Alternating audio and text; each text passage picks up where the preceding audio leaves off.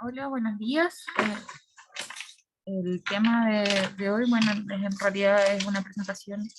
cortita sobre el diagnóstico precoz de trastorno de déficit atencional con hiperactividad en la infancia. Bueno, primero como a modo de introducción, mencionar que es un cuadro que abarca mucho más allá que la dificultad en concentrarse o regular la actividad psicomotora. Básicamente puede entenderse como una falla secundaria o un desarrollo normal de estructuras cerebrales, especialmente a nivel del lóbulo frontal, y algunos circuitos relacionados que interfieren con la adecuada percepción, el procesamiento de la información y la generación de respuestas apropiadas. Esto conlleva una dificultad en varios ámbitos, en el ámbito académico, social y familiar, y afecta en forma significativa la calidad de vida. Y además es importante mencionar que esto persiste la mayoría de las veces a lo largo de toda la vida, y por lo tanto su diagnóstico precoz,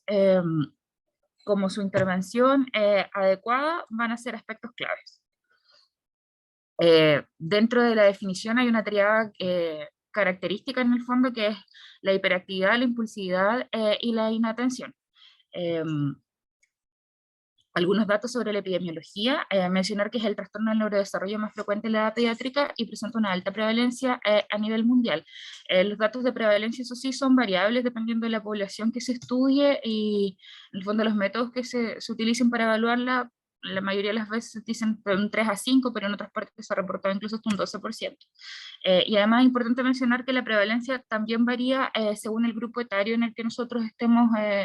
realizando la medición. En preescolares se describe un 2 o un 7%,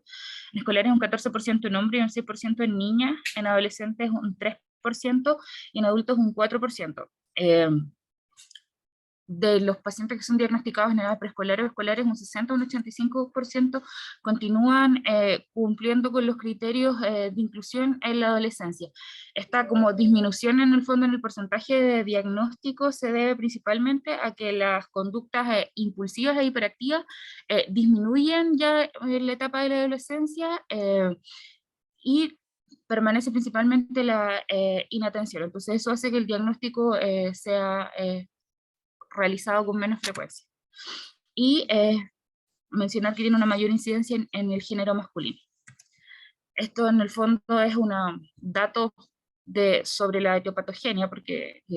igual es muy larga, entonces en honor al tiempo. Tiene un sustrato genético, una alta heredabilidad que se describe aproximadamente un 80%, con un patrón multifactorial. Hay varios estudios realizados en monocigotos que describen una herencia entre un 50 a un 80%. También hay mayor incidencia en parientes de primer y segundo grado dentro de los individuos afectados, y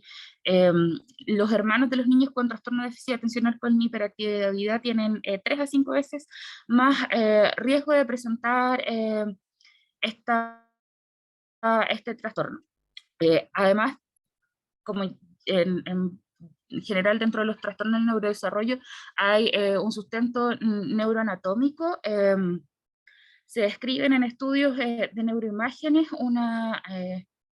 volumen de masa cerebral menor, como un 3 a un 5% respecto a los grupos, o sea, perdón, un 2 a un 3% respecto a los grupos controles. Y como ya había mencionado inicialmente, la las áreas más bien afectadas son principalmente las áreas prefrontales, pero en el fondo hay una alteración a nivel de todas las interconexiones a nivel cerebral. Y también hay factores ambientales que se presentan incluso desde el periodo prenatal. Por ejemplo, se ha asociado al consumo de alcohol y el consumo de tabaco en la madre. También hay factores asociados como por ejemplo la prematuridad, la encefalopatía hipóxico-isquémica, después durante la infancia, por ejemplo, la presencia del traumatismo encefalocraniano, y otros factores ambientales dependientes, bueno, infecciones del sistema nervioso central, y algunos factores ambientales dependientes también del medio, como son por ejemplo las familias con alto riesgo de vulnerabilidad social. Dentro de las teorías, en el fondo, este trastorno altera directamente como la función ejecutiva. En el fondo, este conjunto de habilidades cognitivas que son las que operan para poder conseguir un fin o una anticipación y poder coordinar y planificar las actividades, es la que se ve alterada. Lo primero, en el fondo, para poder regular todas las funciones ejecutivas, lo primero que tiene que suceder es una inhibición conductual, que es la que va a poder permitir el desarrollo de las funciones receptivas, de la expresión, la memoria, el aprendizaje y la organización del pensamiento, que es lo que finalmente nos lleva a una conducta adecuada. En estos niños, este proceso es el que está alterado y finalmente es el que se expresa con esta conducta inadecuada, y por eso también incide en tener, por ejemplo, trastornos del aprendizaje, porque todas estas funciones ejecutivas son las que se ven alteradas. Algo importante de mencionar es que el diagnóstico como tal es principalmente clínico. Existen criterios diagnósticos, los criterios que establece el DSM-5. Primero es la presencia de los síntomas, que los divide en síntomas de inatención y de hiperactividad e impulsividad. Mencionar que se requiere que estos síntomas estén presentes desde antes de los 12 años, anteriormente estaba el corte de la edad antes de los 7 años. Que los síntomas tienen que estar presentes en 2 o más ambientes, porque si no puede ser considerado que sea como más bien un proceso de adaptación, si en el fondo es solo en un ambiente en el que se da, que sea algo relacionado a ese ambiente en sí mismo, que es el que genera esta expresión de la conducta en el individuo. Y que exista evidencia de que estos síntomas afecten el desarrollo social, académico y o laboral, y obviamente que los síntomas no puedan ser explicados por otra patología de salud mental. Respecto a los síntomas de inatención, se requiere que sean 6 o más de estos, que a menudo no presten atención suficiente a los detalles o que incurran en errores o descuidos en las tareas escolares, en el trabajo o en otras actividades. A menudo tienen dificultades para mantener la atención en tareas o actividades lúdicas, parecen no escuchar cuando se les habla directamente, no siguen instrucciones, no finalizan tareas escolares, encargos o obligaciones en sus centros de trabajo, tienen dificultades para organizar tareas y actividades, evitan, se disgustan o son renuentes en cuanto a dedicarse a tareas que requieren un esfuerzo mental sostenido, a menudo extravían objetos necesarios para tareas o actividades y se distraen fácilmente por estímulos irrelevantes, y a menudo son descuidados en las actividades diarias. Y respecto a los síntomas de hiperactividad e impulsividad, a menudo se mueven en exceso las manos y los pies, o se remueven en su asiento, abandonan su asiento en la clase o en otras situaciones en que se espera que permanezcan sentados, a menudo corren o saltan excesivamente en situaciones en el fondo en que es inapropiado hacerlo, tienen dificultades para jugar o dedicarse tranquilamente a actividades de ocio, a menudo están como en marcha, en el fondo como en movimiento, como si tuvieran un motor activado, y eso a veces lo refieren los padres, hablan en exceso, se precipitan en dar las respuestas antes de que se completen las preguntas, o tienen dificultades para guardar un turno, e interpretaciones de otros. Hasta ahora, ¿sí? Se movieron, no se movió. Ya, ahí sí.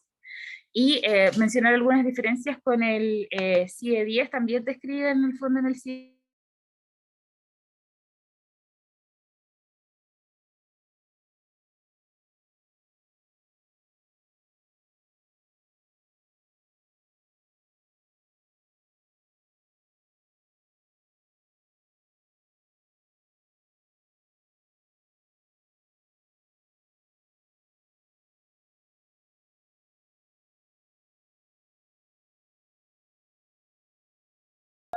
en el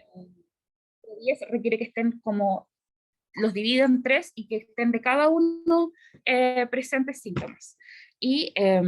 la ansiedad u otros trastornos del estado del ánimo, el CIE-10 excluyen el trastorno. En el fondo, el CIE-10 es como más estricto, o no sé si estricto es la palabra adecuada, pero pudiera generar como un subdiagnóstico. Existen distintos tipos de presentación. Está la presentación combinada, en el fondo, que tiene síntomas de inatención e hiperactividad e impulsividad. El tipo inatento es como el menos frecuente, acá en el gráfico lo podemos ver, tiene un 13%, o sea, perdón, estaba hablando del combinado. El combinado es el más frecuente, es el 65%. Es más frecuente en varones, con problemas de aprendizaje, se asocia principalmente con problemas de aprendizaje y algunos trastornos psiquiátricos, conductas oposicionistas desafiantes, trastorno disocial. En la inatención, este sí es el menos frecuente, es un 13% y es principalmente predominante en niñas y en escolares mayores, donde ya habíamos mencionado en el fondo que los síntomas de impulsividad o hiperactividad van disminuyendo y coexiste con síntomas ansiosos y depresivos. Y la presentación con hiperactividad e impulsividad es más característica de los preescolares y está asociado a trastornos conductuales precoces, y la gran mayoría de estos evolucionan posteriormente a un tipo combinado. La clínica general, los síntomas más frecuentes es la baja tolerancia a la frustración, el descontrol episódico, la terquedad, la dificultad para acatar y seguir las normas, los cambios de humor, la demanda de una satisfacción inmediata, la dificultad para poder comprender en el fondo las claves sociales y las claves internas.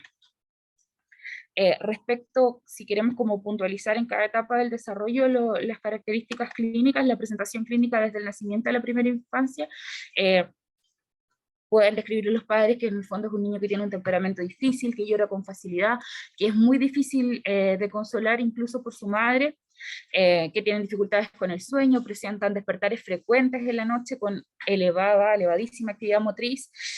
dificultades también en la conciliación del sueño, inquietud motora, movimientos acelerados, tropiezos frecuentes durante el periodo que inicia en el gateo o la marcha libre. Precipitación, o sea, caídas, choques con objetos, con personas, dificultades para mantenerse sentados cuando la situación lo requiere, dificultades para controlar el turno de la conversación y para mantenerse centrados en una tarea, sobre todo si esta es monótona, y cuando ya logran en el fondo habla atropellada y en ocasiones sin relación al contexto, sino que ideas que surgen como en forma repentina. Ya la presentación clínica en preescolares, inquietud motora, agresividad, principalmente agresividad hacia otro, por lo general tienen conflictos escolares en relación a eso, y a veces eso es lo que enciende las alarmas si es que no ha sido en el fondo pisado antes por los padres o los familiares. Desparraman las cosas, tienen una curiosidad insaciable, son niños temerarios que se ponen en peligro ellos mismos o bien en peligro a otros, tienen bajos niveles de persistencia, juegan por lo general juegos rudos, a menudo destructivos, son demandantes, ruidosos, argumentativos, interrumpen y tienen pataletas frecuentes. Y la presentación en escolares, acá se distraen muy fácilmente, hacen tareas domésticas poco organizadas, descuidados, con errores a menudo incompletas o perdidas. Se puede asociar a que tengan calificaciones académicas bajas, amonestaciones frecuentes en el colegio, interrumpen, invaden a otros, autoestima baja, pueden ser agresivos y tener dificultad por lo mismo con la relación en sus pares, no esperan sus turnos para los juegos, a menudo están como en el fondo más fuera de sí, se los puede percibir más inmaduro y no colaboran con las tareas domésticas. Y ya en adolescentes, en el fondo es más un sentido de inquietud interna más que la hiperactividad. Los síntomas, como ya habíamos mencionado, de hiperactividad van disminuyendo, tienen eso sí un trabajo escolar desorganizado, falla en el trabajo autónomo, baja autoestima, relaciones con pares pobres, incapacidad para poder postergar la gratificación y discapacidades de aprendizaje específicas. Es importante que la población adolescente en el fondo también pueden tener un riesgo de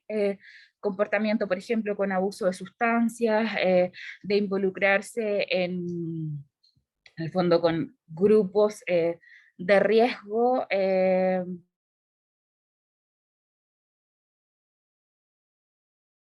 riesgo de presentar estas conductas. También existe una asociación importante con varias otras comorbilidades, por mencionar algunos, trastornos específicos del aprendizaje, trastornos del habla, trastornos expresivos, trastornos de ansiedad y trastornos de la conducta, trastornos del ánimo como depresión, trastorno bipolar, además asociación a trastorno por TIC, como ya habíamos mencionado anteriormente, asociación con trastorno del espectro autista o con TOC, eh, y trastornos del sueño y de la alerta. Dentro de como las implicancias en general más frecuentes son los desórdenes específicos del aprendizaje, que tengan bajas calificaciones, como ya habíamos mencionado, la deserción escolar, que repitan de curso, que tengan baja autoestima, que sufran de ansiedad, rechazo por sus pares, problemas de interacción social y abuso de sustancia y contacto con grupos delictuales, como les había mencionado. Existen distintos instrumentos de evaluación, si bien el diagnóstico es clínico, en el fondo existen herramientas para poder tener una sospecha más objetiva y principalmente a veces como la sospecha inicial se da en los centros educativos, existen cuestionarios que se aplican en ese ámbito. El más conocido es el test de Conners. Existe una pauta del test de Conner abreviado que pueden aplicar los profesores, y también hay otros test, por ejemplo, estos tres que están mencionados, el TOCA y el PSC, estos son los que están como validados en la guía MinSal que existe, porque hay una guía MinSal, es antigua, pero existe una guía MinSal de trastorno de déficit atencional con hiperactividad que es del 2008, y el TOCA es un test de observación del comportamiento en la sala de clase que está dirigido para que lo apliquen los profesores, y el PSC está dirigida para que lo apliquen los padres. Y además existen pruebas de desempeño, en el fondo que se le pide al niño que realice ciertas actividades para poder evaluar dirigidamente, por ejemplo, su atención, y dentro de esto como que han ido evolucionando a pruebas como de ejecución continua, que son algunas pruebas que existen, por ejemplo, un Connex, pero como computarizados. Entonces, hay distintos software en los que se pueden realizar también estas evaluaciones. Que es importante en el fondo dentro de la evaluación, que no es la evaluación en sí misma, sino que el diagnóstico de estos niños requiere un diagnóstico integral, y esto es lo que menciona la guía clínica, o sea, una entrevista a los padres y o cuidadores, la entrevista del niño en sí mismo, la evaluación psicopedagógica, el examen clínico del niño, exámenes complementarios, la evaluación psicológica, la evaluación de terapia ocupacional y la evaluación fonoaudiológica. El diagnóstico diferencial son déficits sensoriales específicos, por ejemplo, que el niño tenga una hipoacusia, algunas enfermedades endocrinas, principalmente, por ejemplo, hipertiroidismo, trastornos neurológicos, que un niño que tenga una secuela de un TEC, que sea, por ejemplo, un niño que tiene epilepsia, que está tomando algún fármaco antiepiléptico que genere alguna alteración de conducta, que haya algún trastorno psiquiátrico de base, o que exista, por ejemplo, ya en los adolescentes, el consumo de drogas o abuso de sustancias. ¿Cuál es como la función en el fondo de la pediatra de atención primaria? Es poder aportar como la información necesaria sobre este trastorno según los criterios científicos, poder derivar a estas familias hacia los recursos especializados y poder estar en el fondo en contacto con otras asociaciones de familias que tengan trastorno de déficit atencional.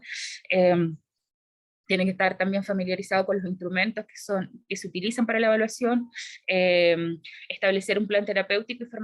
y no farmacológico,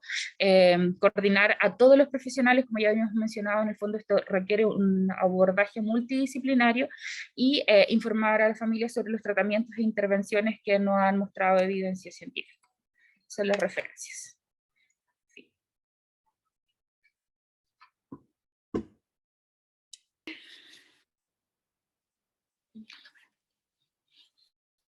Buenos días a los presentes. Hoy les voy a presentar el trastorno por déficit atencional con hiperactividad. Mi nombre es Scarlett Pino, interna de terapia ocupacional. Bueno,